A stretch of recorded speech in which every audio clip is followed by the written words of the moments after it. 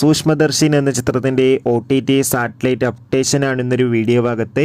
വീഡിയോയിലേക്ക് വരുമ്പോൾ video like ചെയ്യുക, ചാനൽ സബ്സ്ക്രൈബ് ചെയ്യാൻ വേണ്ടി ശ്രമിക്കുക.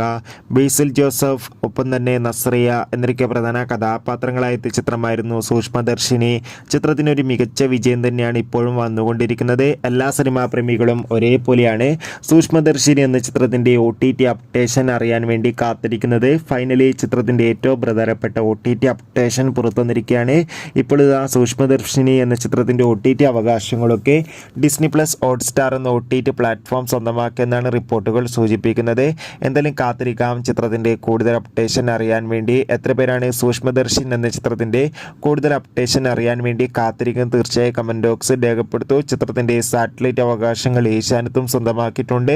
ചിത്രം ജനുവരി ഫെബ്രുവരി മാസമായിരിക്കും OTT റിലീസ് ചെയ്യുക. കാത്തിരിക്കാം കൂടുതൽ അപ്ഡേഷൻ അറിയാൻ വേണ്ടി. അടുത്തൊരു വീഡിയോയിൽ കാണുമ്പോൾ എവർക്കും ബൈ ബൈ.